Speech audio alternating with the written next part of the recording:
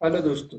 आज शुरुआत करते हैं हम दैनिक जागरण के न्यूज़पेपर का एनालिसिस करना। आज तारीख है 12/10/2022 और आज का दिन है शुक्रवार। तो हम शुरुआत करते हैं हमारी पहली खबर से, जो संबंधित है GS3 के सिक्योरिटी से, यानी उड़ी दोहराने का बड़ा षड्यंत्र विफल, 2 आत्मघाती ढेर, 4 जवान बलिदान। जैसा कि हमें पता है कि कहीं न कहीं जो सीमा पार आतंकवाद की जो समस्या है हमारे जम्मू कश्मीर में ज़्यादा देखने को मिल रही है, क्योंकि कहीं न कहीं जब से 5 अगस्त 2019 को अनुच्छेद 370 और 35 से हटाने के बाद कहीं न कहीं ये आतंकवादी जो गतिविधियाँ हैं इनमें कहीं न कहीं कमी आई, लेकिन अभी भी ये पूरी तरह से खत्म नहीं हुई, जिसके कारण ये कहीं न कहीं अब कहीं न कहीं आम नागरिकों को, वहाँ के सिविल सोसाइटी के जो नागरिक है और एक तरह से कहीं न कहीं जो सेना के छुप-छुप कर उन पे हमला कर रहे हैं। तो कहीं न कहीं जो इस तरह के आत्मघाती हमला दोहराने की इन्होंने कोशिश की थी, तो कहीं न कहीं उसको हमारे जो जवानों ने विफल कर दिया है। 2019 में इसी तरह से पुलवामा में एक CRPF के काफिले पर इन्होंने आत्मघाती हमला किया था, जिसमें कहीं न कहीं हमारे 40 बलिदान शहीद हो गए थे। वहीं 18 सितंबर 2016 को उड़ी में भी इन आतंकियों ने राजौरी की तरह ही एक सैन्य मुख्यालय में घुसकर हमला किया था। इसीलिए इनकी कोई वार्ता तो धीरे धीरे बढ़ती जा रही है, लेकिन कहीं ना कहीं जो अनुच्छेद 370 खत्म होने के बाद कहीं ना कहीं इनकी जो ये आतंकवादी गतियों पर अभी कहीं ना कहीं नियंत्रण कसा गया है, लेकिन कहीं ना कहीं अभी भी ये पूरी तरह से नियंत्रण में नहीं है, क्योंकि अभी भी कहीं ना कहीं पाकिस्तान सीमा पार आतंकवाद को कहीं ना कहीं जो पोषित कर रहा है। अभी चीन भी कहीं ना कहीं जो यूनाइटेड नेशन सिक्योरिटी काउंसिल है, उसमें भी चीन ने कई आतंकियों को प्रतिबंध करने से रोक लगा रखी है। अभी इसी खबर पे हम आगे चर्चा करेंगे। अब चलते हैं हमारी अगली खबर पर, जो है GS2 यानी जन कल्याण योजनाओं और रेवड़ी बांटने में अंतर है, सुप्रीम कोर्ट। ये हमारे GS2 यानी राज्य व्यवस्था से संबंधित थी। जैसा कि हमें बताया कि अभी कहीं ना कहीं जो मुफ्त की रेवड़ी संस्कृति ये कहीं ना कहीं चर्चा में बना हुआ, तो सुप्रीम कोर्ट ने कहा है कि जो जन कल्याणकारी योजना है और जो रेवड़ी बांटने में अंतर है, क्योंकि जो जन कल्याणकारी राज्य की कल्पना हमारे अनुच्छेद जो हमारे नीति निर्देशक तत्वों में यानी जो हमारे संविधान में चर्चा की गई थी, वो भी कहीं न कहीं हमें लागू करना है और कहीं न कहीं जो रेवड़ी संस्कृति है उसको खत्म करना है।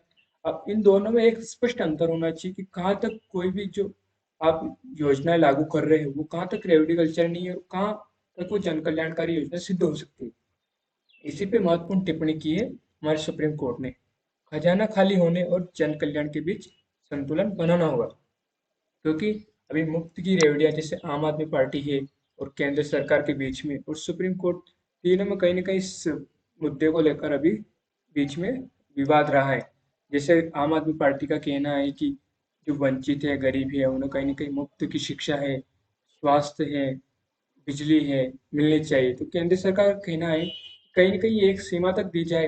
अब बिजली अगर यदि एक सीमा तक दी जाए तो अच्छा है, लेकिन यदि मुफ्त की बिजली देती जाए तो कहीं न कहीं लोग एक तरह से कहीं न कहीं एक तरह से फ्री के आदी हो जाते हैं। तो कहीं न कहीं हमारे जो राज्य का जो राजकोषीय बजट है, उसपे कहीं न कहीं उसकी सेहत को बिगाड़ता है, जिससे कहीं न कहीं जो डेब्ट जो जीडीपी रेशियो है, उसका संतुलन बिगड़ने लगता है। और इसी तरह से हमें जन कल्याणकारी राज्य को भी ये जन कल्याणकारी राज्य के लिए भी योजना चलानी जरूरी है, क्योंकि हमारे देश में आज भी कहीं ना कहीं वंचित और गरीब समूह मौजूद है, तो उन्हें भी कहीं ना कहीं मुख्य धारा में जोड़ने के लिए हमें सुविधाएं देनी पड़ेगी। और सुविधाएं अब जैसे हमें स्वास्थ्य के लिए उनका जो आउट ऑफ पॉकेट एक्सपेंडिचर है उसे कम करना है, उन्हें मुफ्त में शिक्षा और अच्छी गुणवत्ता की शिक्षा देनी है, उन्हें हर तरह की जो बेसिक इंफ्रास्ट्रक्चर सुविधाएं जैसे आवास है इस तरह से मुहैया करानी, ताकि वो जो गरीबी के दुष्चक्र से हैं उससे बाहर निकल सके। अब चलते हैं हम हमारी अगली खबर पर।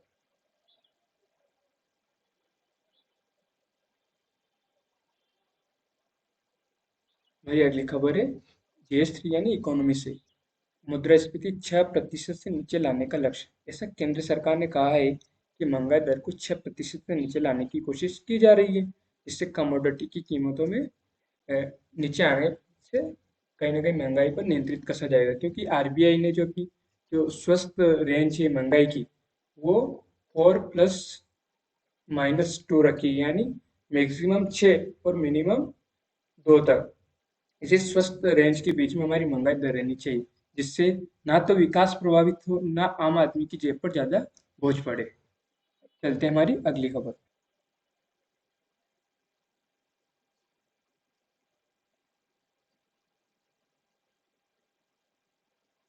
ये अब हमारे GS3 यानी अंतर्राष्ट्रीय सम्मान ग्रुप्स और भारत को प्रभावित करने वाले ही, जैसा कि अभी आतंकवाद पर पड़ोसी देश चीन की कथनी और करनी में कितना बड़ा फर्क है, इसका एक ताजा उदाहरण देर रात संयुक्त राष्ट्र सुरक्षा परिषद में देखने को मिला।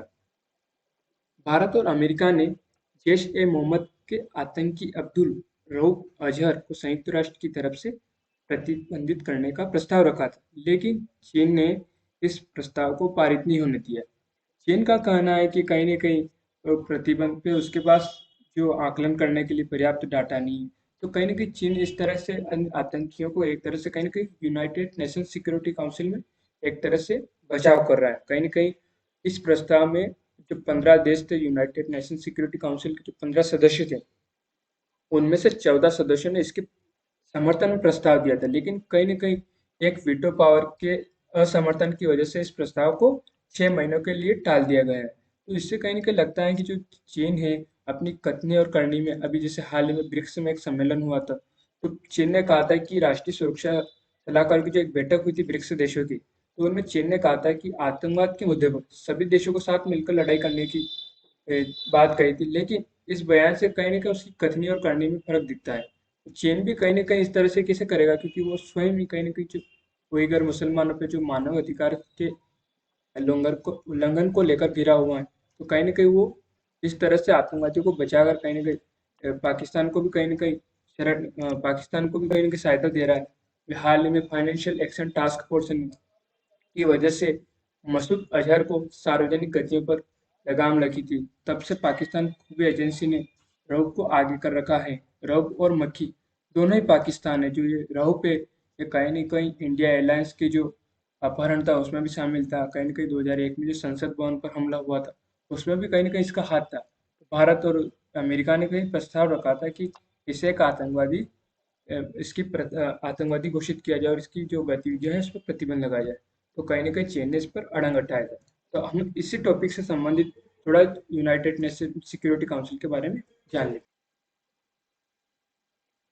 संयुक्त राष्ट्र चार्टर ने सुरक्षा परिषद सहित संयुक्त राष्ट्र के 6 मुख्य अंगों की स्थापना की थी। तो वो 6 मुख्य अंग क्या है? एक जनरल असेंबली है, एक सिक्योरिटी काउंसिल है, एक सेक्रेटरीज है यानी सचिवालय है, एक इकोनॉमिक एंड सोशल काउंसिल है, एक ट्रस्टीशिप काउंसिल है और एक इंटरनेशनल कोर्ट ऑफ जस्टिस है। यह सुरक्षा परिषद को अंतर्राष्ट्रीय शांति और सुरक्षा बनाए रखने की प्राथमिक जिम्मेदारी देता है, जो कि जब भी शांति को खतरा होगे मिल सकती है। चार्टर के अनुसार संयुक्त राष्ट्र के 4 उद्देश्य हैं। एक तो अंतर्राष्ट्रीय शांति और सुरक्षा बनाए रखने के लिए, दूसरा राष्ट्रों के बीच मैत्रीपूर्ण संबंध विकसित करना, तीसरा अंतर्राष्ट्रीय समस्याओं को सुलझाने और मानवाधिकार के सम्मान को बढ़ावा देने में सहयोग करना, चौथा है राष्ट्र के कार्यों में सामंजस्य स्थापित करने का केंद्र बनाना। अब यूएनएससी के बारे में जान लेते हैं। 1945 में स्थापित संयुक्त राष्ट्र सुरक्षा परिषद यानी यूएनएससी संयुक्त राष्ट्र के 6 सदस्यों में से एक है, जिस पर अंतर्राष्ट्रीय शांति और सुरक्षा के रखरखाव के साथ साथ संयुक्त राष्ट्र में नए सदस्यों को स्वीकार करने और संयुक्त राष्ट्र चार्टर में किसी भी बदलाव को मंजूरी देने का लगाया गया है। इसकी शक्तियों में शांति अभियानों की स्थापना, अंतर्राष्ट्रीय प्रतिबंधों की स्थापना और सुरक्षा परिषद के प्रस्ताव के माध्यम से उन कार्रवाइयों पर का प्राधिकरण शामिल है। संयुक्त राष्ट्र का एकमात्र निकाय है जिसके पास सदस्य देशों को बाध्यकारी प्रस्ताव जारी करने का अधिकार है। अब जान लेते हैं हम कि संयुक्त राष्ट्र सुरक्षा परिषद की भूमिका क्या है। तो अंतर्राष्ट्रीय सामूहिक सुरक्षा में यूनाइटेड नेशन सिक्योरिटी काउंसिल की भूमिका को यूएन चार्टर द्वारा परिभाषित किया गया है, जो सुरक्षा परिषद को अंतर्राष्ट्रीय शांति के लिए खतरा पैदा करने वाली किसी भी स्थिति की जांच करने के लिए अधिकृत करता है। किसी विवाद के शांतिपूर्ण समाधान के लिए प्रक्रियाओं की सिफारिश करना, अन्य सदस्य राष्ट्रों में आर्थिक संबंधों के साथ साथ समुद्र, वायु, डाक और रेडियो संचार को पूरी तरह या आंशिक रूप से बाधित करने का आह्वान करता है। अब यूनाइटेड नेशन सिक्योरिटी काउंसिल ये किसका ये प्रिंसिपल ऑर्गन है किसका? यूनाइटेड नेशन का, जिसकी स्थापना की गई थी 1945 में। इसका हेडक्वार्टर है न्यूयॉर्क यानी यूएसए में। अब यूनाइटेड नेशन सिक्योरिटी काउंसिल की स्थापना और कुछ प्रमुख विशेषताओं और शक्तियों को ध्यान में रखते हुए की गई थी। अब संयुक्त राष्ट्र सुरक्षा परिषद के कार्य और शक्तियों को देख लेते हैं। तो पहली है कि यूनाइटेड नेशन सिक्योरिटी काउंसिल का सबसे महत्वपूर्ण कार्य अंतर्राष्ट्रीय स्तर पर शांति और सुरक्षा बनाए रखना है। यह शांति के लिए खतरा या आक्रामकता के कार्य के अस्तित्व को निर्धारित करने का बीड़ा उठाता है। दूसरा, शांति बनाए रखने के अलावा सुरक्षा परिषद संयुक्त राष्ट्र की शांति अभियानों को भी तैनात कर सकती हैं और राज्यों पर प्रतिबंध लगा सकती हैं। तीसरा है, संयुक्त राष्ट्र सुरक्षा परिषद आवश्यकता पड़ने पर राजनयिक संबंध विच्छेद, वित्तीय प्रतिबंध और दंड, नाकाबंदी और यहाँ तक कि सामूहिक सैन्य कार्रवाई भी कर सकती है। अब यूनाइटेड नेशन सिक्योरिटी काउंसिल के सदस्यों की बात कर लेते हैं। तो संयुक्त राष्ट्र सुरक्षा परिषद के स्थायी और अस्थायी सदस्य होते हैं। परिषद में कुल 15 सदस्य हैं, जिनमें से 5 स्थायी और 10 स्थायी नहीं हैं। 5 स्थायी सदस्यों में चीन, फ्रांस, रूसी संघ, यूनाइटेड किंगडम और संयुक्त राष्ट्र अमेरिका है। अब इसके 10 अस्थायी सदस्य कौन हैं? Estonia, Bharat, Ireland, Kenya, Mexico, niger, Norway और संत विसेंट एंड द ग्रेनेडिन्स और एक ट्यूनीशिया। एक आखिरी है वियतनाम। जो गैर स्थायी सदस्यों को संयुक्त राष्ट्र महासभा यानी यूनाइटेड नेशन जनरल असेंबली के द्वारा 2 साल के लिए चुना जाता है। यूनाइटेड नेशन सिक्योरिटी काउंसिल के 5 सदस्यों को हर साल बदल दिया जाता है। सदस्यों को दुनिया के सभी क्षेत्रों से चुना जाता है। 3 सदस्य अफ्रीका से हैं, जबकि एशिया, पश्चिम यूरोप, लैटिन अमेरिका और कैरिबियन में 2-2 सदस्य हैं। 3 सदस्य अफ्रीकी समूह से हैं, 2 सदस्य एशिया प्रशांत समूह से हैं, 2 सदस्य लैटिन अमेरिका और कैरिबियन समूह से हैं, 2 सदस्य पश्चिमी यूरोप समूह से और 1 पूर्वी यूरोप समूह से हैं। अब संयुक्त राष्ट्र परिषद का जो पहला सत्र 17 जनवरी 1947 को लंदन में आयोजित किया गया था। 5 स्थायी सदस्यों को महान शक्ति एकमत दिया जाता है, जिसे वीटो पावर कहा जाता है, जिसका अर्थ है कि यदि इनमें से कोई भी देश किसी प्रस्ताव को वीटो करता है तो उसे पारित नहीं किया जा सकता, भले ही उसके पास आवश्यक 9 वोट हो। भारत और यूनाइटेड नेशन सिक्योरिटी काउंसिल को देख लेते हैं। Bharat United nation security council के स्थायी सदस्यों की सूची में अपनी जगह बनाने की कोशिश कर रहा है, लेकिन सफल नहीं हो पाया है। भारत एक विशाल जनसंख्या, बढ़ती अर्थव्यवस्था और परमाणु शक्ति वाला देश होने के बावजूद यह यूनाइटेड नेशन सिक्योरिटी काउंसिल का स्थायी सदस्य नहीं है। भारत G4 देशों यानी भारत, जर्मनी, जापान, ब्राजील में से एक है जो यूनाइटेड नेशन सिक्योरिटी काउंसिल के स्थायी सदस्यों में से एक बनने में बढ़त देता है। यूनाइटेड नेशन सिक्योरिटी काउंसिल के स्थायी सदस्यों में से एक के रूप में अपना स्थान सुनिश्चित करने के लिए भारत द्वारा उठाए गए कदमों को देख लेते हैं। तो भारत दुनिया की सबसे तेजी से बढ़ने वाली अर्थव्यवस्था है। दूसरा, भारत ने हाल ही में एक परमाणु हथियार राज्य का दर्जा हासिल किया है। तीसरा, भारत जनसंख्या के मामले में दूसरा सबसे बड़ा और दुनिया में सबसे बड़ा उदार लोकतंत्र है। और तीसरा, देश क्रय शक्ति क्षमता में उच्च स्थान पर है और संयुक्त राष्ट्र शांति मिशन में एक बड़ा योगदानकर्ता है। भारत को स्थायी सदस्य बनने के लिए संयुक्त राष्ट्र के अन्य सदस्यों से न्यूनतम आवश्यक वोट प्राप्त करने के अलावा भारत को आवश्यक वोट प्राप्त करने के लिए संयुक्त राष्ट्र के सभी देशों के साथ अपना रास्ता बदलना होगा। अब यूनाइटेड नेशन सिक्योरिटी काउंसिल में स्थायी सीट प्राप्त करने में भारत के सामने क्या बाधाएं आ रही है, उनको देख लेते हैं। हालांकि यह एक साधारण प्रक्रिया की तरह लग सकता है, सुरक्षा परिषद के कुछ स्थायी सदस्यों की आपत्तियों से इसे मुश्किल बना दिया जाता है। चीन विशेष रूप से परिषद में स्थायी सीट के लिए भारत के दबाव को रोक रहा है। चीन का मानना है कि भारत को यूनाइटेड नेशन सिक्योरिटी काउंसिल में एक स्थायी सीट देने से उपमहाद्वीप की भू राजनीति में भारतीय हितों का सर्वोपरि महत्व होगा। यह भावना उसके सहयोगी पाकिस्तान द्वारा प्रतिध्वनित हुई है। दूसरा, इसके अलावा भारत को एक बढ़ती हुई परमाणु शक्ति के रूप में भी देखा जाता है। विश्लेषकों का मानना है कि यह एकमात्र सबसे बड़ा कारण है जो भारत को यूनाइटेड नेशन सिक्योरिटी काउंसिल सपने के लिए एक रोड़ा बना रहा है।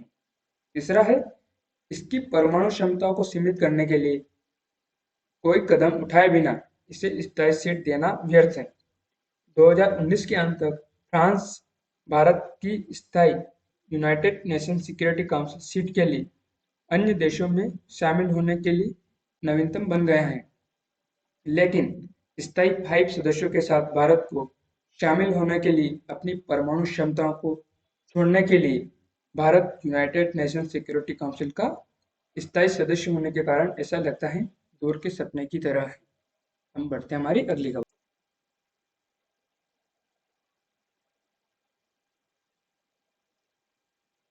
तो हमारी अगली खबर है GS2 यानी राज्य व्यवस्था। स्वास्थ्य और शिक्षा पर खर्च कोई रेवड़ी नहीं, ये हमारे वित्त मंत्री जी सीतारमण जी ने कहा है।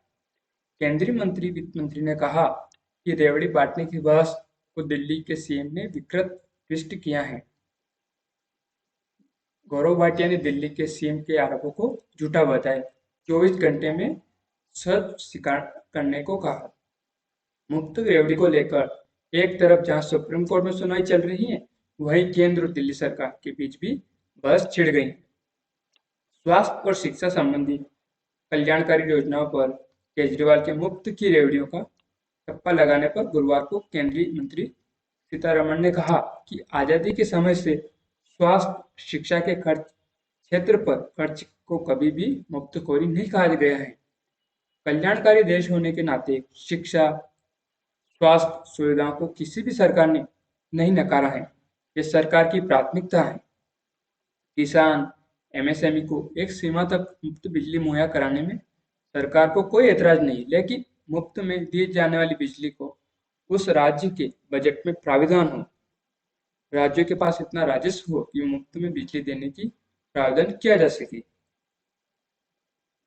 और सॉलिसिटर जनरल तुषार मेहता ने कहा कि उन्होंने कमेटी के गठन के बारे में कोर्ट को सुझाव दिया है, जिसमें बताया गया है कि कमेटी में केंद्र और राज्य सरकार के सचिव, राजनीतिक दलों के प्रतिनिधि, नीति आयोग, वित्त आयोग, RBI, चुनाव आयोग, उद्योगों को प्रतिनिधि संस्था, फिक्की, आर्थिक दबाव में आए सेक्टरों के प्रतिनिधि, नेशनल टैक्स पेयर एसोसिएशन या सेवानिवृत्त CAG और जो लोग रेडियो का समर्थन करते हैं शामिल किया जाना चाहिए।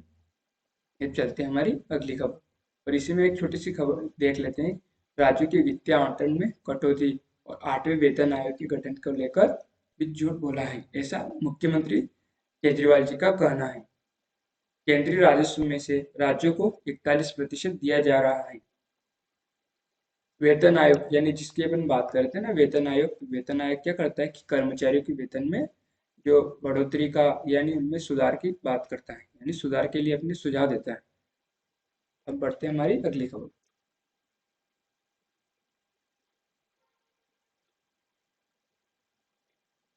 सरकारी कर्मियों के विरुद्ध अनुशासनात्मक मामलों में कमी। केंद्रीय सतर्कता आयोग CVC ने केंद्र सरकार के कर्मचारियों के विरुद्ध लंबित अनुशासनात्मक मामलों की संख्या काफी हद तक कम कर दी है।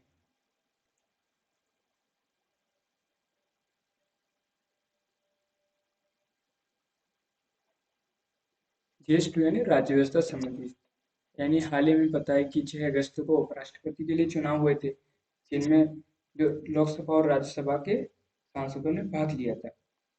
इसी में हमारे देश के जो 13वें जो राष्ट्रपति थे M वेंकैया नायडू जी, अब उनकी जगह देश में 14वें राष्ट्रपति के रूप में जगदीप धनखड़ जी ने जो शपथ ली है, यानी जो पद और गोपनीयता की शपथ ली, और उन्हें यह शपथ पहन के राष्ट्रपति जी द्रौपदी मुर्मू जी ने दिलाई है। और देश के 14वें राष्ट्रपति मतलब 14वें उपराष्ट्रपति की शपथ ली है जगदीप धनखड़ जी ने, जो कहीं ना कहीं NDA के उम्मीदवार थे। उपराष्ट्रपति चुनाव में धनखड़ को लोकसभा और राज्यसभा के 528 सदस्यों ने वोट दिया था, जिनमें से प्रतिद्वंदी जो मार्गरेट अल्वा थी उनको 182 वोट मिले थे। तो कहीं ना कहीं जो जिसको लोकसभा के जो सांसद इस उपराष्ट्रपति के चुनाव में वोट देते हैं, जो पद्धति होती है इसको बोलते हैं आनुपातिक प्रतिनिधित्व। एकल संक्रमणी मत पद्धति के द्वारा चुनाव होता है, जिनमें कोई भी राजनीतिक दल व्हिप जारी नहीं कर सकता, और जो उपराष्ट्रपति हो राज्यसभा के सभापति होते हैं।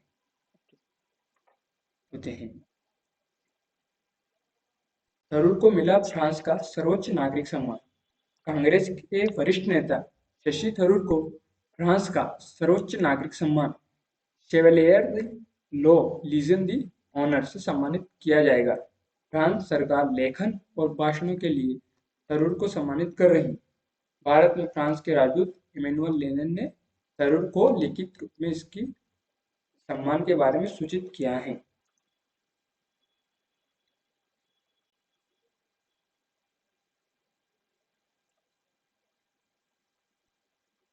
हमारी अगली खबर है जी2 राज्य व्यवस्था से।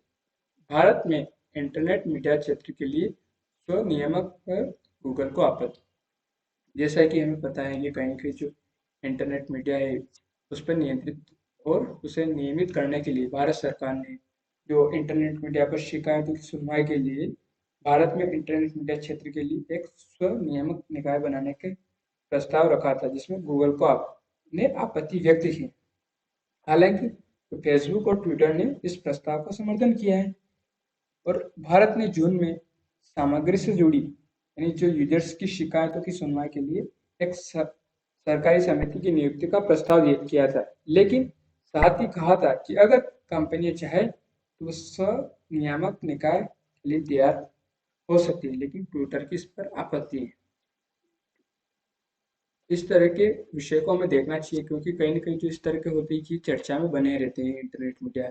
इसमें अभिव्यक्ति की आ जाती है, यानी हमारे मौलिक अधिकार है, हमारे जो डाटा लोकलाइजेशन की बात करते हैं हम, हमारी निजता की बात करते हैं, हमारे डाटा की जो देश में ही उपयोग की बात करते हैं, डाटा का सही तरह से उपयोग हो, उसकी जो गतिविधियां हैं, डाटा की जो अधिकार है उसको सुनिश्चित किया जा सके। यानी डाटा का मतलब गैर कानूनी तरीके से उपयोग नहीं किया जाए। किसी डाटा से किसी की निजी जानकारी, जैसे उसके बायोमेट्रिक हो सकते हैं, उसके स्वास्थ्य से संबंधित कोई भी जानकारी है, तो इसका क्या दुरुपयोग न किया जाए।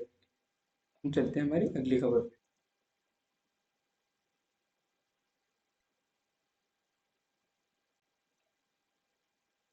सभी नागरिकों को सम्मानित किए बगैर लोकतंत्र अर्थपूर्ण नहीं, ये हमारे चीफ इलेक्शन कमिश्नर जी ने कहा है, जो राजीव कुमार जी ने।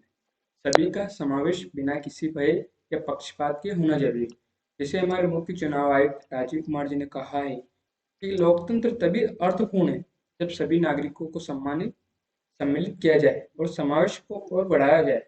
लोकतंत्र में सबकी भागीदारी विभिन्न सामाजिक, राजनीतिक और आर्थिक पृष्ठभूमि के होनी चाहिए, मतलब के बावजूद होनी चाहिए। यानी किसी के साथ किसी भी तरह से या ना सामाजिक राजनीतिक तरह से भेदभाव किए बिना सबकी भागीदार बनाना चाहिए। मुख्य चुनाव आयुक्त राजीव कुमार ने अंतर्राष्ट्रीय एजेंसियों के लोकतांत्रिक देशों के मूल्यांकन करने और रैंकिंग देने के तरीकों में सुधार की सलाह देते हुए कहा कि इसकी प्रक्रिया उद्देश्यपरक और संदर्भित होनी चाहिए। इसमें निर्वाचन प्रबंधन से लेकर सामाजिक, सांस्कृतिक और भौगोलिक मानकों को भी ध्यान में रखना चाहिए। कुमार ने यह टिप्पणी एशिया एशिया रीजनल फोरम की वर्चुअल बैठक में करते हुए कहा कि सभी चुनाव प्रबंधन निकायों को आत्मनिरीक्षण करने के साथ ही अपने सिस्टम को सशक्त बनाने के कदम उठाने चाहिए।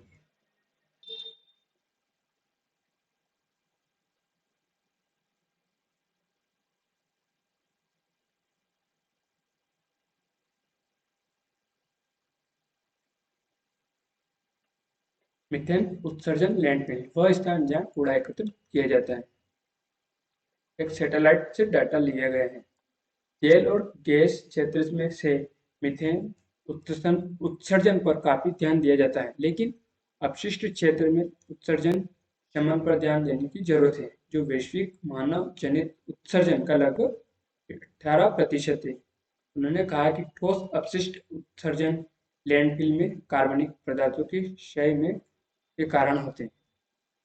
तो हमें इस तरह से देखना है, क्योंकि कहीं ना कहीं अभी चर्चा में जिससे जलवायु परिवर्तन है, क्लाइमेट चेंज है, पर्यावरण संरक्षण की बात करते हैं अभी, हाल ही में COP26 हुआ था, जिसमें प्रधानमंत्री जी ने पंचामृत का संदेश दिया था। क्लाइमेट चेंज है, क्लाइमेट फंड है, क्लाइमेट टेक्नोलॉजी है, ग्रीन टेक्नोलॉजी है, रिन्यूएबल एनर्जी है, परंपरागत ऊर्जा स्रोतों से हटकर गैर परंपरागत स्रोतों पर जाना, यानी एनर्जी सिक्योरिटी है। तो ये कहीं ना कहीं ऐसे विषय है जो चर्चा के केंद्र बिंदु बने रहते हैं।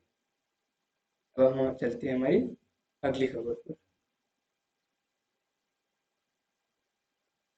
चीता लाने में हो सकती है देरी, दक्षिण अफ्रीका सरकार को राष्ट्रपति की अनुमति का इंतजार। ये हमारे जी3 कंजर्वेशन, पर्यावरण संरक्षण से संबंधित है। जैसा हमें पता है कि हाल ही में खबरों में रहा है कि नामीबिया और दक्षिण अफ्रीका से अगस्त मध्य तक चीता भारत लाए जाने की संभावना कमजोर दिख रही है, क्योंकि कहीं ना कहीं जो दक्षिण अफ्रीका के अभी चीता लाने के लिए राष्ट्रपति की अनुमति का इंतजार करना पड़ेगा।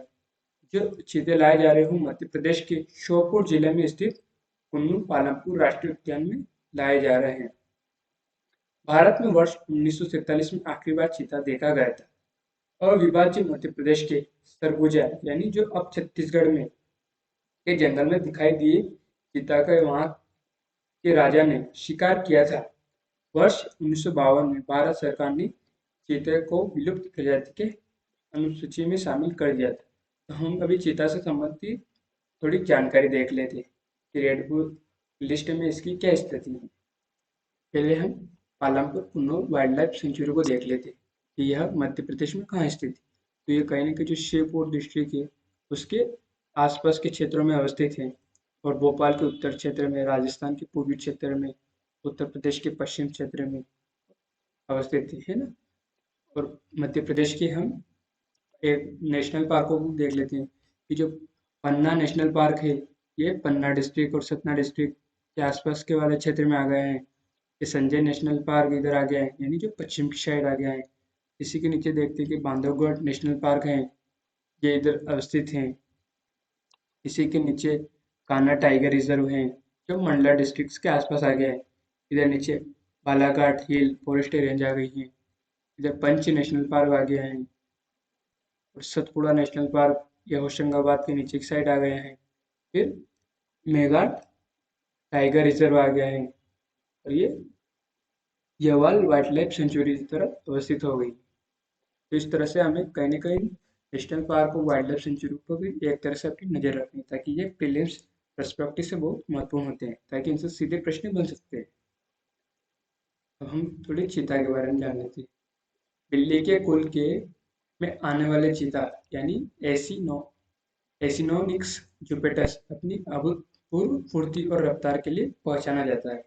यह एसिनोनिक्स प्रजाति के अंतर्गत रहने वाला एकमात्र जीवित सदस्य है जो कि अपने पंजों की बनावट के रूपांतरण के कारण पहचाने जाते हैं। इसी कारण यह इकलौता विटाल वंशी है जिसे जिसके पंजे बंद नहीं होते, और जिसकी वजह से इसकी पकड़ कमजोर रहती है। अंततः वृक्षों में नहीं चढ़ सकता, हालांकि अपनी फुर्ती के कारण नीचे टहनियों में चला जाता है। जमीन पर रहने वाला ये सबसे तेज जानवर है, जो एक छोटी सी छलांग में 120 किलोमीटर प्रति घंटे तक की गति प्राप्त कर सकता है। अब हम इसका वैज्ञानिक वर्गीकरण और इसकी संरक्षण की स्थिति को जान लेते हैं। हाल ही में जो रेड बुक लिस्ट द्वारा जारी की गई, जिसमें इसकी स्थिति वल्नरेबल दिखाई गई है, यानी लिस्ट कंसर्न नियर थ्रेटन, और थ्रेटेंड में इसकी स्थिति कौन सी वल्नरेबल स्थिति है, और आखिरी में आती है एक्सटेंट, यानी अभी हम इसके बारे में जानेंगे। पहले किस जगत का, जो जंतु जगत का है, इसका संघ कौन सा है, कशेरुकी है, किस वर्ग में आता है, तो स्तनपायी वर्ग में आता है। इसके गण कौन से है, ये मांसाहारी है। इसका कुल कौन सा है, फलिडी है। उपकुल कौन सा है, फलिनी है। और किस वंश का, तो एसी नॉनिक्स वंश का, और इसकी जाति है ए जुपेटस, और इसका द्विपद नाम है एसी नॉनिक्स जुपेटस। और इसकी स्थिति को देख लेते हैं एक बार। और जो ये दक्षिण अफ्रीका की बात करें हम, नामीबिया दक्षिण अफ्रीका, जहाँ से हमारे भारत में चीते लाए जा रहे हैं।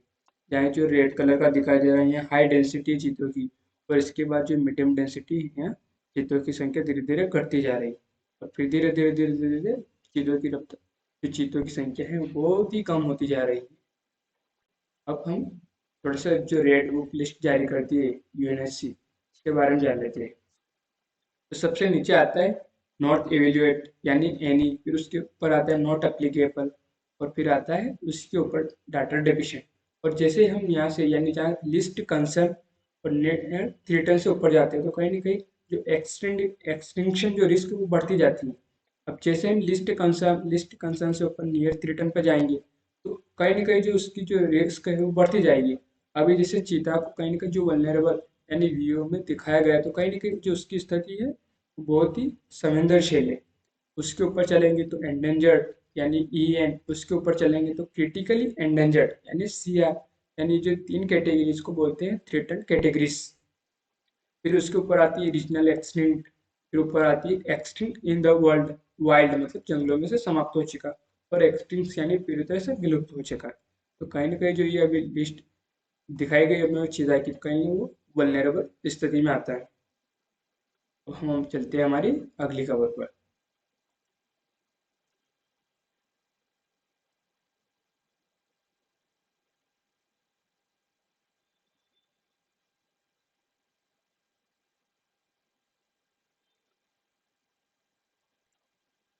फ्रांसीसी वायुसेना की टुकड़ी ने भारत में लिया रणनीतिक ठहराव। ये हमारे JS2 अंतर्राष्ट्रीय संबंध से है। भारतीय वायुसेना की एक टुकड़ी ने फ्रांसीसी वायुसेना की एक टुकड़ी ने प्रशांत महासागर में अपने महासैन्य अभ्यास के तहत तमिलनाडु में भारतीय वायुसेना के सुलूर बेस पर रणनीतिक रूप से महत्वपूर्ण ठहराव लिया है। इस टुकड़ी में 3 राफेल लड़ाकू विमान शामिल है। अपने आपसी साझो सामान संबंधी सहयोग समझौते के क्रियान्वयन को दर्शाता है, यानी ये जो फ्रांसीसी यानी फ्रांस और भारत के बीच का जो सहयोग था उसको दर्शाता है, जिस पर भारत और फ्रांस ने 2018 में सैन्य सहयोग बढ़ाने के मकसद से हस्ताक्षर किए थे। भारतीय वायुसेना के साथ सहयोग दोनों पक्षों के बीच उच्च स्तर के आपसी विश्वास और इंटरऑपरेबिलिटी को दर्शाता है। फ्रांसीसी सेना 10 अगस्त से 18 सितंबर तक हिंद प्रशांत क्षेत्र में लंबी दूरी के बड़े मिशन का आयोजन कर रही है, जिसका पूर्ण नाम है पेगासे 22 सुलूर बेस लैंड। से ईंधन बढ़ने के बाद 11 अगस्त को ये न्यू कैलेडोनिया के लिए उड़ान भरेगा। मिशन 21 से 22 के बाद के चरण में फ्रांसीसी वायुसेना 17 अगस्त से 10 सितंबर तक ऑस्ट्रेलिया में होने वाले पिच ब्लैक वायुसैनिक युद्ध अभ्यास में हिस्सा लेगा। इस अभ्यास में भारत भी हिस्सा लेगा। ये आर्थिक महाशक्ति बनने की राह पर है। एक बार इसे आप पढ़िएगा। एक और ये नोटा को खोटा होने से बचाएंगे, यानी none of the above option वाला, जिनके लिए आसान नहीं ताइवान की चुनौती। अब हम चलते हैं हमारी इंडियन इकोनॉमी से संबंधित। मुद्रास्फीति 6% से नीचे लाने का लक्ष्य, ये हमारे इंडियन इकोनॉमी से और उसमें महंगाई से संबंधित, क्योंकि कहीं ना कहीं जो ये महंगाई से संबंधित ये टॉपिक बहुत ही चर्चा के बिंदु रहती है, यानी हर पेज में कहीं ना कहीं हर न्यूज़पेपर में इनके बारे में कहीं कहीं तो चर्चा मिल ही जाती है। वित्त मंत्रालय महंगाई दर को 6% से नीचे लाने की कोशिश कर रहा है, जिससे कमोडिटी की कीमतें नीचे आ रही हैं। और जो कीमतें हैं कहीं ना कहीं जो फेडरल अमेरिका की जो फेडरल दरों में बदलाव के कारण कहीं न कहीं उनसे भी कहीं न कहीं जो RBI ने अपनी मौद्रिक नीति में नीतिगत बदलाव किए हैं, जिससे महंगाई को नियंत्रित किया जा सके। जो RBI ने जो स्वस्थ रेंज है वो 2 से 4 के बीच रखा है, यानी 4 ± 2, यानी जो मैक्सिमम है महंगाई की दर वो 6% हो सकती है और जो मिनिमम है 2%, क्योंकि 6% से ऊपर रहने पर जो उसका प्रभाव है कहीं न कहीं जो ब्याज दरों पे प्रभाव पड़ता है, कहीं न कहीं जो आम लोगों की जो जेब खर्चे वो बढ़ने लगते हैं। और अगर यदि 2% से नीचे रहती हैं तो कहीं न कहीं उससे विकास बाधित होता है, क्योंकि कीमतें कम होने से लोग जो उत्पादन करने वाली जो इंडस्ट्री रहती है वो कहीं न कहीं उत्पादन घटा देती है। जिससे कहीं न कहीं जो हम GDP बोलते हैं, यानी जो ग्रॉस डोमेस्टिक प्रोडक्ट्स है ना, जिनमें वस्तुओं और सर्विसेज को शामिल किया जाता है और उनकी कीमतों को शामिल किया जाता है। अब जैसे कि वस्तुओं और सेवाएं कम होगी तो सीधी सी बात है कि GDP कम हो जाएगी, और GDP कम होगी तो कहीं न कहीं जो हम पर कैपिटल इनकम की बात करते हैं तो वो भी कम हो जाएगी, और जिससे उत्पादन कम होने से कहीं न कहीं बेरोजगारी बढ़ जाएगी, क्योंकि जो कंपनी वाले रहेंगे, जो इंडस्ट्रीज रहेंगी, अगर उत्पादन नहीं हुआ तो जो अपने काम कर रहे हैं उनको कहीं ना कहीं जॉब से निकाल देंगे, जिससे कहीं ना कहीं बेरोजगारी बढ़ने लग जाएगी। तो फिर ये देश के लिए अच्छी स्थिति नहीं होती। इसलिए आरबीआई कहीं ना कहीं 2 से 6 के बीच में रखने की करती है महंगाई दर, ताकि ये एक स्वस्थ रेंज रहे, यानी महंगाई ना ज़्यादा ऊपर ना ज़्यादा नीचे रहे। मंत्रालय सूत्रों के मुताबिक मुफ्त राशन के वितरण के लिए सरकार के पास वित्तीय गुंजाइश हमेशा बरकरार है। पिछले 6 महीनों से महंगाई दर 6% से ऊपर चल रही है। शुक्रवार को आने हैं जुलाई के आंकड़े।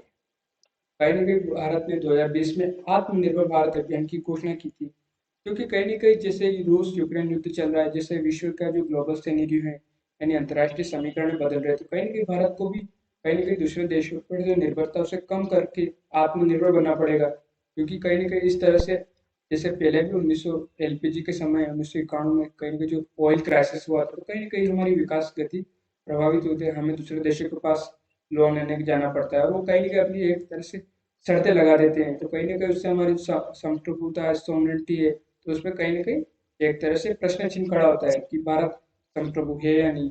तो इस तरह से बचने के लिए कहीं न कहीं हमें आत्मनिर्भर बनना पड़ेगा, यानी सशक्त बनना पड़ेगा, और उसके लिए ज़रूरी है कि हमें हमारी इंडस्ट्रीज़ को है, हमारे एमएसएमईज़ को है, तो इनको बढ़ावा देना पड़ेगा, रिसर्च एंड डेवलपमेंट करना पड़ेगा, इंडस्ट्रीज़ को बढ़ावा देना पड़ेगा, और कहीं न कहीं जो आयात है वो कम करना पड़ेगा, और उसका प्रतिस्थापन करके हमें निर्यात बढ़ाना पड़ेगा। जो चीज़ हमारे यहाँ पर आयातित हो रही उसका विकल्प तलाशना पड़ेगा, जिससे कहीं न कहीं जो हमारी विदेशी मुद्रा उसको भी बचाया जा सके और इसे किसी अन्य विकास के कार्यों में लगाया जा सके।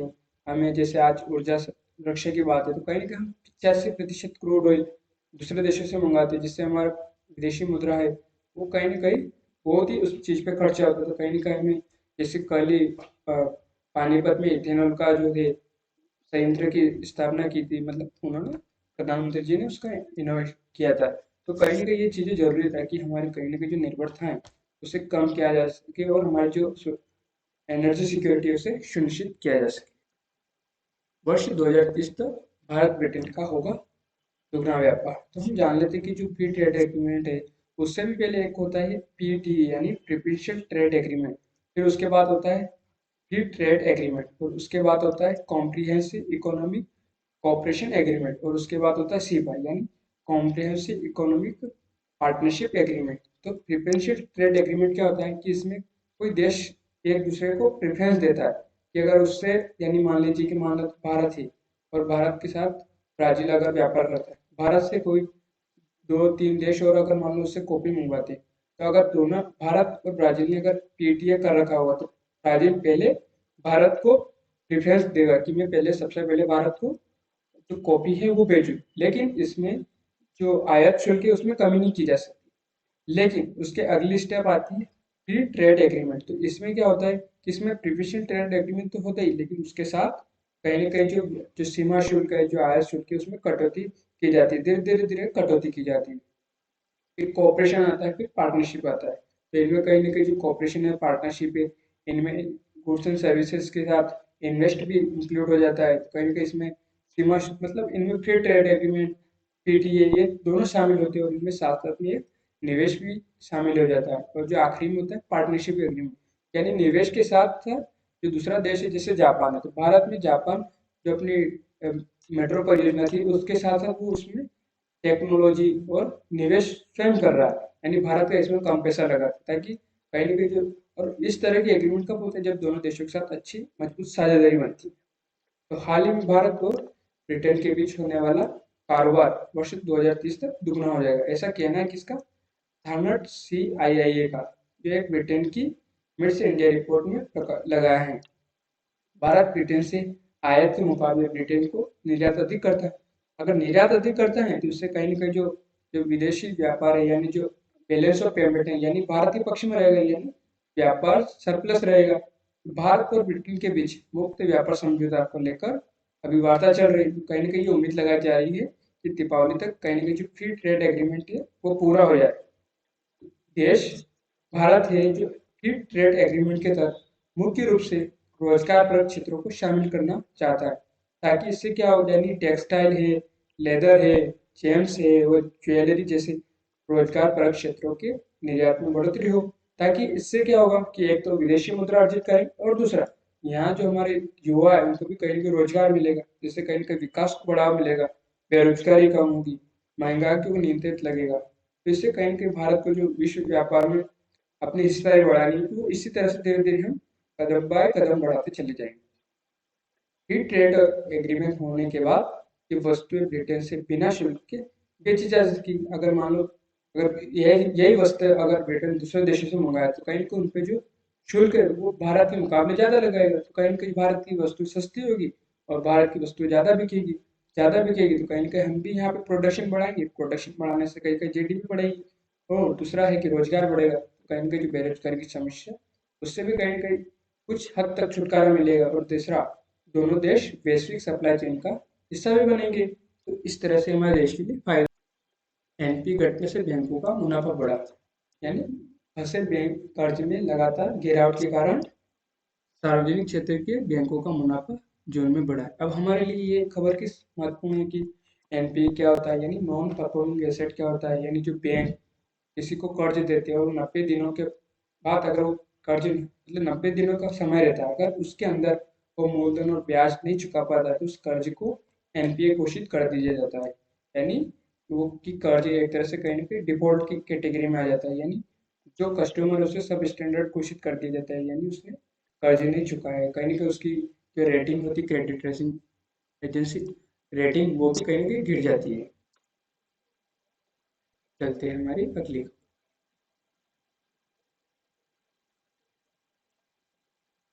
अक्टूबर से अटल पेंशन योजना से नहीं जुड़ सकेंगे आयकर देने वाले, यानी जो असंगठित क्षेत्र में काम करने वाले लोगों को पेंशन की सुविधा देने के लिए शुरू की गई अटल पेंशन योजना के नियमों में सरकार ने एक बड़ा बदलाव किया। 1 अक्टूबर के बाद ऐसा कोई भी व्यक्ति इस योजना से नहीं जुड़ सकेगा जो इनकम टैक्स देता हो। ये योजना थी जो अटल पेंशन योजना थी वो 2015 में शुरू की गई।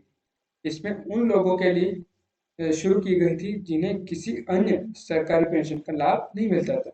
इसमें अंशधारकों को उनके योगदान के आधार पर 60 वर्ष की आयु प्राप्त करने के बाद 1,000 रुपए से लेकर 5,000 रुपए प्रति माह की न्यूनतम गारंटी पेंशन मिलती थी। अब इसमें आयकर दाताओं को इससे बाहर कर दिया जाएगा। वर्तमान में 18 से 40 वर्ष की आयु के बीच के सभी भारतीय नागरिकों को बैंक या डाकघर की शाखाओं से माध्यम से अटल पेंशन योजना में शामिल हो सकते हैं। अब चलते हैं हमारी अगली खबर। राज्यों को अतिरिक्त गेहूं की मांग पूरा करना होगी आसान। उससे पहले हम थोड़े से आंकड़ों को समझ लेते हैं। 266.5 लाख टन था अगस्त गेहूं का स्टॉक, यानी अगस्त के महीने में जो गेहूं का स्टॉक था वो 266 लाख टन था। 229 लाख टन हो जाएगा 1 अक्टूबर को स्टॉक। 188 लाख टन गेहूं सरकारी इस बार मतलब जो सरकारी खरीद हुई वो 188 लाख टन हुई। 444 लाख टन हुई थी पिछले साल गेहूं की सरकारी खरीद। जो केंद्रीय भंडार में जो गेहूं का स्टॉक है वो पिछले कई सालों के निचले स्तर पर है, लेकिन जो बफर स्टॉक जो स्ट्रेटेजिक यानी रणनीतिक और राशन प्रणाली के लिए स्टॉक पर्याप्त है। राज्यों को बदलते हुए फार्मूले पर मिलता रहेगा अनाज, यानी स्टॉक घटने की बड़ी वजह रबी मार्केटिंग सीजन में सरकारी खरीद में कमी होना और पैदावार में गिरावट भी बड़ा कारण रहा। तो राज्यों को जो अतिरिक्त गेहूं की मांग को पूरा करना फिलहाल केंद्र सरकार के लिए संभव नहीं है। केंद्रीय भंडार फिलहाल गेहूं का स्टॉक पिछले कई सालों के निचले स्तर पर पहुंच गया है। तो ऐसा इसलिए है क्योंकि जो गेहूं का इस बार जो फॉर्मूला है वो बदल दिया गया। इस बार क्या हुआ है कि जो गेहूं और चावल का जो पुराना फॉर्मूला था वो क्या था कि 60% गेहूं दिया जाएगा और 40% चावल दिया जाएगा। लेकिन इस बार जो गेहूं के स्टॉक्स में गिरावट आई, अब गिरावट आने के कारण क्या हुआ है कि जो फॉर्मूला उसे बदल दिया गया। तो फॉर्मूले में क्या किया है कि गेहूं का 40% दिया जाएगा और 60% चावल दिया जाएगा, क्योंकि इस बार हमारे पास चावल का स्टॉक तो पर्याप्त है, लेकिन जो गेहूं का स्टॉक है वो कहीं ना कहीं घटा है। और उसके घटने की वजह क्या हुई कि जो गेहूं की सरकारी खरीद में गिरावट आई है। क्यों? क्योंकि खुले बाजार में गेहूं की कीमतों में बढ़ोतरी के कारण कहीं ना कहीं जो किसान थे उन्होंने खुले बाजार में अपने गेहूं को बेचा है, यानी एमएसपी पर गेहूं की जो खरीद है सरकार से वो कम हुई, और दूसरा है कि गेहूं की पैदावार में भी गिरावट आएगी, जिससे कहीं ना कहीं इस बार उत्पादन में भी कमी आई। तो इसे देखते हुए इस बार जो ये फॉर्मूला है उसे बदला गया है। बाकी हमारे पास जो 60 और 40 का रेशियो है, मतलब जो सार्वजनिक राशन प्रणाली में जो गेहूं और चावल का जो पहले से जो निर्धारित था, यानी जो 60-40 का था, उसे बदलकर 40-60 के फॉर्मूले पर दिया जाएगा, ऐसा कहना है सरकार का। और कुछ राज्यों ने इसकी मांग की है कि उसमें पुराने फॉर्मूले के आधार पर ही गेहूं और चावल मुहैया कराया जाए, लेकिन केंद्र सरकार की चिंता को देखते हुए सरकार ने इस तरह का फैसला लिया है।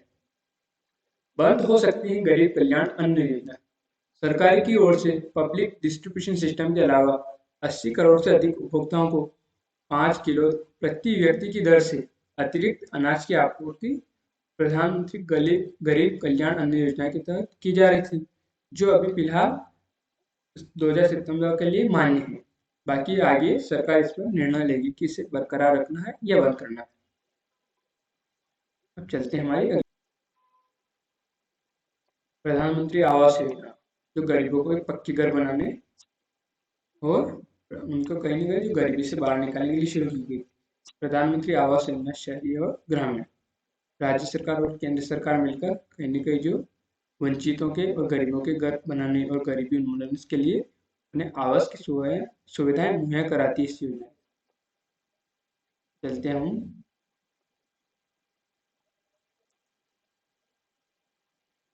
श्रीलंका के आगरा को ठुकरा हम्बनटोटा के नजदीक पहुंचा चीनी जासूस।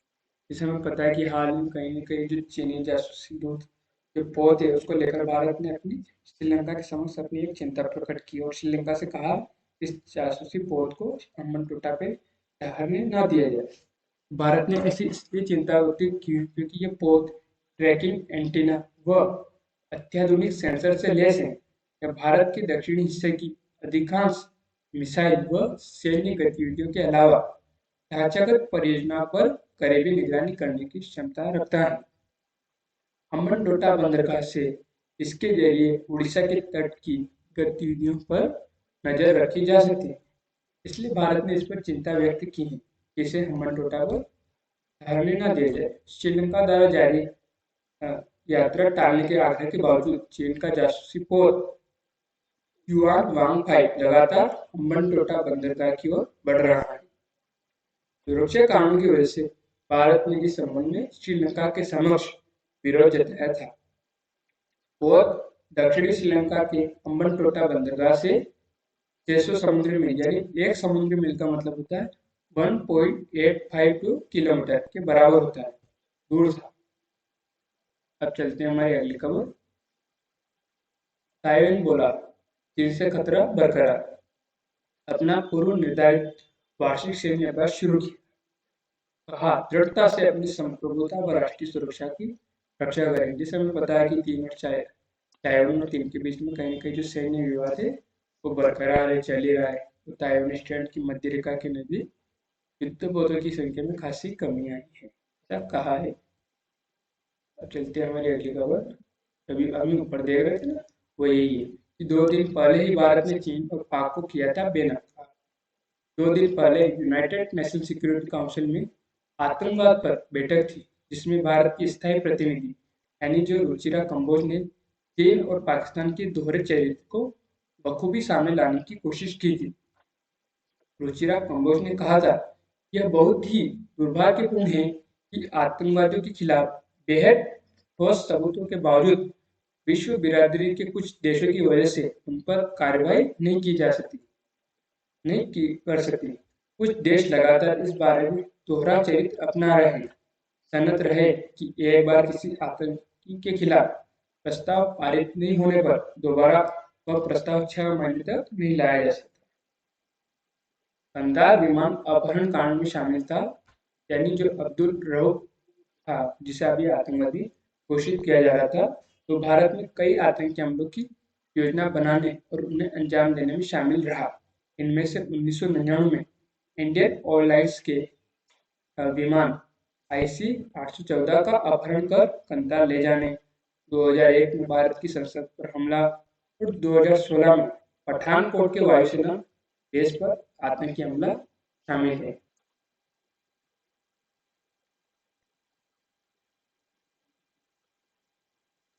दादा भाई नेहरू के लंदन वाले घर को ब्लू प्लेग सम्मान। दादा भाई नेहरू 1825 से 1917 यानी Indian nationalist and MP lived here यानी इंग्लिश हेरिटेज। भारतीय स्वतंत्रता संग्राम के पितामह और ब्रिटेन के प्रथम भारतीय सांसद दादा भाई नेहरू जी के लंदन स्थित घर को ब्लू प्लेग यानी नीली पट्टिका से सम्मानित किया गया है। ब्लू प्लेग योजना के तहत इंग्लिश हेरिटेज चैरिटी लंदन में स्थित ऐतिहासिक इमारतों को ये सम्मान देती है। इस ब्लू प्लेग पर लिखा है दादा भाई नेहरू जी 1825 से 1917 यानी भारतीय राष्ट्रवादी और सांसद यहाँ रहे थे।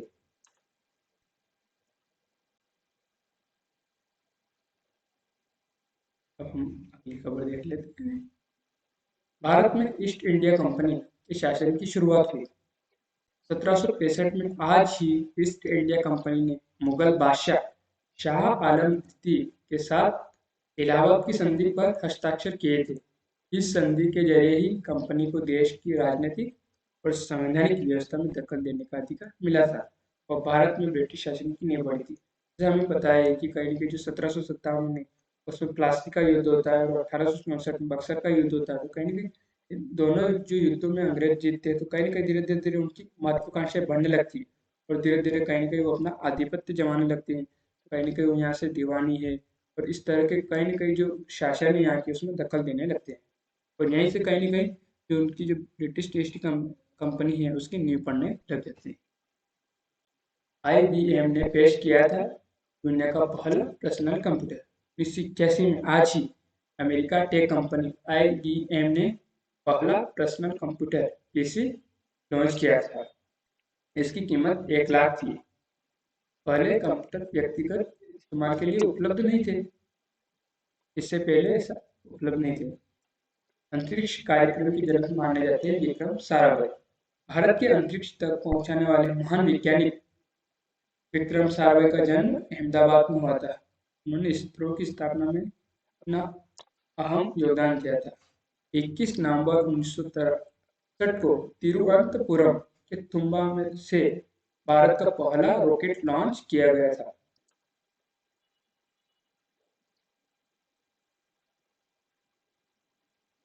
अंटार्कटिका के ग्लेशियर ग्लोबल वार्मिंग के कारण तेजी से पिघल रहे। जैसे हमें पता है कि कहीं ना कहीं जो वैश्विक तापमान है, जो जलवायु परिवर्तन है, तो उससे कहीं का जो औसत तापमान है पृथ्वी का वो धीरे धीरे निरंतर बढ़ता जा रहा है। तो उससे क्या हो रहा है कि जैसे तापमान बढ़ेगा तो कहीं ना कहीं जो ध्रुवों पर जो बर्फ जमी है वो धीरे धीरे पिघलेगी और जब धीरे धीरे पिघलेगी पानी बदलेगी तो पानी से समुद्र का जो स्तर है वो धीरे धीरे बढ़ता जाएगा और उसके बढ़ने से क्या होगा कि जो समुद्र के तटीय शहर है वो धीरे धीरे डूबने लग जाएंगे। इससे कहीं न कहीं जो जैव विविधता है उसको नुकसान होगा। दूसरा है कि इसके आर्थिक, सामाजिक सभी तरह के कहीं न कहीं जो नकारात्मक पहलू हैं वो धीरे-धीरे नज़र आने लग जाएँगे। इसी को देखते हुए भारत ने अंटार्कटिका की संधि जो पारित की है, उसे आप एक बार ज़रूर देखिएगा।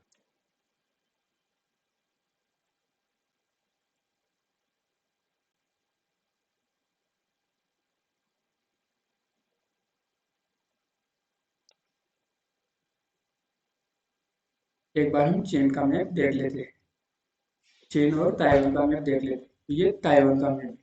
तो ताइवान के जो पश्चिम में है जो ताइवान स्टेट जो भी चर्चा में बनी हुई, यानी ये चीन और ताइवान के बीच ये ताइवान स्टेट है और इसी के बीच एक मीडियन लाइन जा रही है जहाँ ताइवान अपनी सीमा रेखा मानता है। ताइवान के जो दक्षिण और पश्चिम की साइड एक साउथ चाइना सी है। इसके उत्तर की साइड में ईस्ट चाइना सी यानी पूर्वी चीन सागर है और इसी के पूर्व में प्रशांत महासागर है और इसी के नीचे एक लेजर की मतलब जो स्टेट है और इसी में से एक कॉपिंग रिवर होकर गुजर रही है। इसी में से एक चोसुई रिवर है और इसी के बीचों बीच में से एक माउंटेन रेंज है जिसका नाम है चुंगयांग शानमो और इसकी राजधानी है ताइपे। हिंसू यहाँ की सिटी है। जैसे एक बार और इसी के बीचों बीच में से होकर ट्रॉपिक ऑफ कैंसर होकर गुजर रही है। इसके बगल में एक केंगू आइलैंड्स है, इसमें मेकोंग है, ट्रॉपिक ऑफ कैंसर होकर गुजर रही है। इस तरह से एक बार आप मैपों का एनालिसिस कीजिएगा। क्योंकि ये चर्चा के केंद्र बिंदु बने रहते। तो यहाँ से कहीं न कहीं जो प्रीलिम्स की एग्जाम होती हैं, जो ऑब्जेक्टिव्स होते हैं, ऑब्जेक्टिव टाइप के जो एग्जाम्स होते हैं, उनमें प्रश्न बनने के ज़्यादातर चांस रहते हैं। अब हम चाइना की मैप्स का थोड़ा सा एनालिसिस यानी देख लेते हैं, एक बार विश्लेषण कर लेते हैं। तो चाइना है, तो चाइना में से दो मेजर रिवर होकर गुजर रही, दो तो इधर से होकर गुजर रही, यानी जो पहली नदी है वो येलो रिवर यानी जिसे होंग नदी बोलते हैं, ये होकर गुजर रही है और ये येलो सी जाकर में गिर रही है। और दूसरी नदी है यांगसी नदी, यानी जिसके किनारे शंघाई बसा हुआ, ये भी कहीं ना कहीं जो येलो सी में जाकर गिर रही शंघाई में, और इसी के किनारे शंघाई बसा हुआ। और जो वुहान है, जहाँ से कहीं ना कहीं जो कोरोना वायरस फैलने की जो खबरें चर्चा में आई थी, वो वहाँ यहीं पर स्थित है। और इसी के जो हांगकांग, मकाओ, जहाँ कहीं न कहीं जो टू सिस्टम बोलते हैं, यानी जो स्पेशल इकोनॉमिक जोन से बने हुए हैं, हांगकांग और मकाओ, तो ये इसके चाइना के दक्षिण पूर्व में स्थित हैं। और इसी से एक मेकोंग नदी होकर गुजर रही है, जो कहीं न कहीं फिर बाद में आसियान देशों से होकर निकलती है।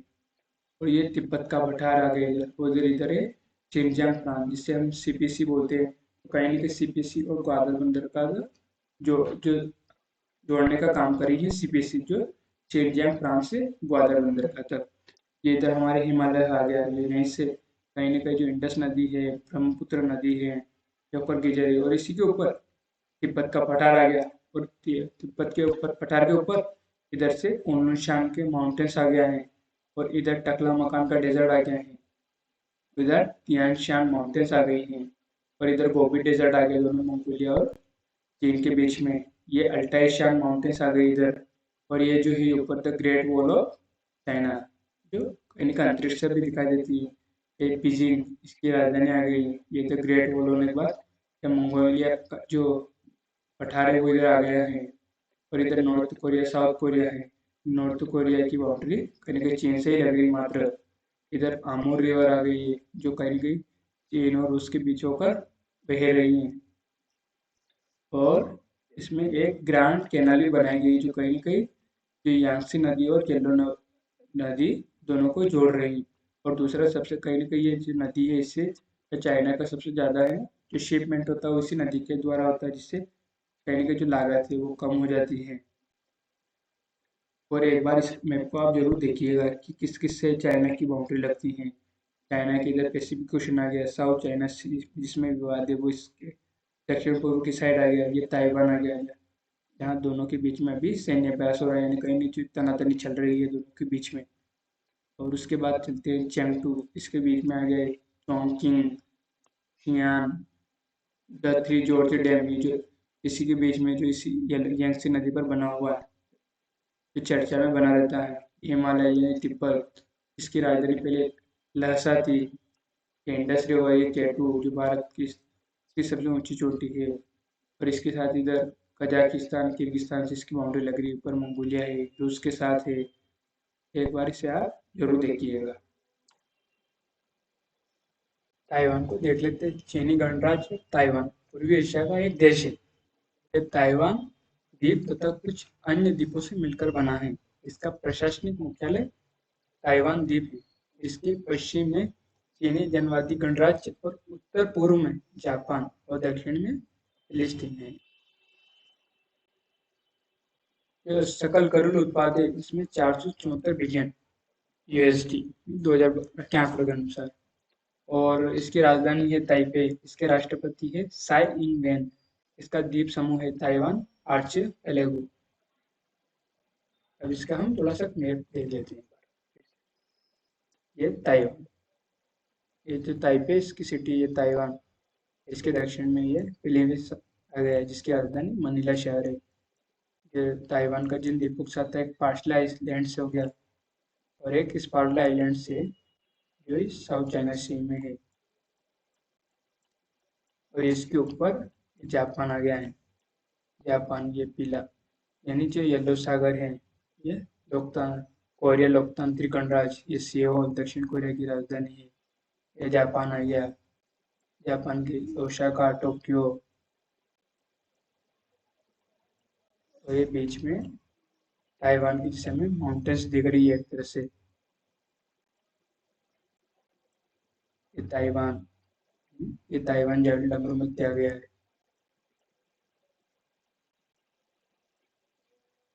तो हम आज की खबर हमारी यहीं समाप्त करते हैं। धन्यवाद।